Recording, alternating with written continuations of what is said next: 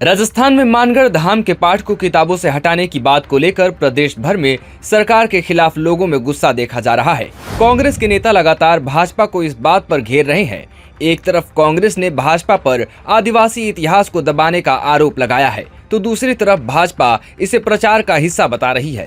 वहीं राजकुमार रोत ने भी एक वीडियो जारी करके पाठ को किताबों से हटाने को लेकर नाराजगी जाहिर की है। वहीं अब शिक्षा मंत्री मदन दिलावर ने मानगढ़ धाम के पाठ को हटाने की बात को ही झूठा बता दिया है। सुनिए मदन दिलावर ने इस बारे में और क्या कहा। आदिवासी हमारे देश के श्रेष्ठ लोग हैं, जिन्होंने अनादिकाल से हमारे पर्यावरण को बचा के रखा है, हमारे जंगलों को बचा के रखा, हमारी संस्कृति को बचा के रखा है, और हम सब लोग उससे प्रेरणा लेते हैं।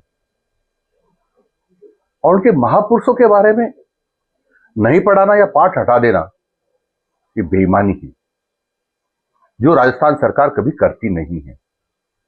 एक विषय आया कि मानगढ़ धाम का पाठ हटा दिया है राजस्थान सरकार ने, इससे बड़ा झूठ कोई नहीं है।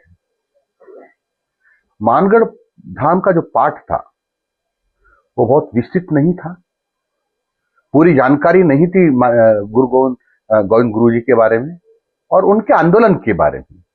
वो विस्तृत रूप से जो भी पाठ्य पुस्तकों की समीक्षा करते हुए दोबारा लिखा गया है, उसमें विस्तृत रूप से और बच्चे ठीक प्रकार से पढ़ सके, रोचक तरीके से हमने उस पाठ को शामिल किया है दूसरी कक्षा में। दूसरी कक्षा से मेरा तात्पर्य है कक्षा 5 से 6 में। और ये देख रहे हैं आप, पूरा वर्णन किया है। और इसलिए ये बिल्कुल मिथ्या बात हो जाती है कि राजस्थान सरकार ने मानगढ़ धाम का पाठ हटा दिया है। इससे बड़ा झूठ कोई नहीं है। ये 2 प्रश्नों का पूरा डिटेल हम आपके सामने प्रस्तुत कर रहे हैं। मित्रों, यही नहीं है, बहन कालीबाई के बारे में भी इसी प्रकार की भ्रांति फैलाने की कोशिश की गई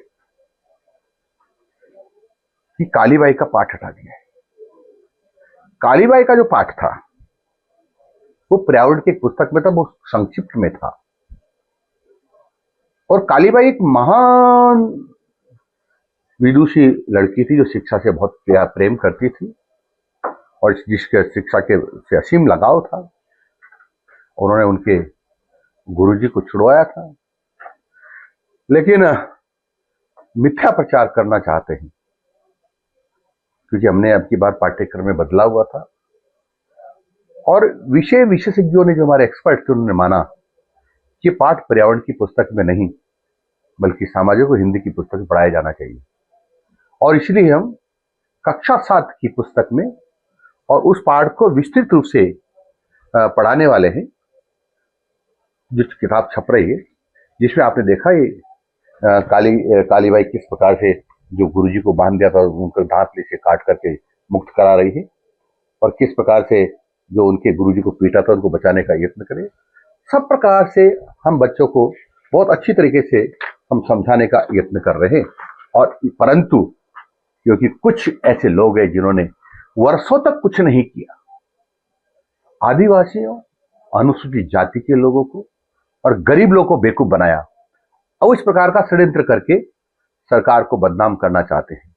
लेकिन सरकार सभी महापुरुषों को नमन करती है, और विशेषकर जो भी चर्चा हुई है आदिवासी महापुरुषों के बारे में, विदुषी बहनों के बारे में, हम उनका सम्मान भी करते हैं और पहले से ज्यादा विस्तृत उनकी जीवनी पढ़ाना चाहते हैं, ताकि हमारे बच्चे उससे अच्छी तरह समझ करके प्रेरणा ले सकें और उनके पद चिन्हों पर चलने का प्रयास करें।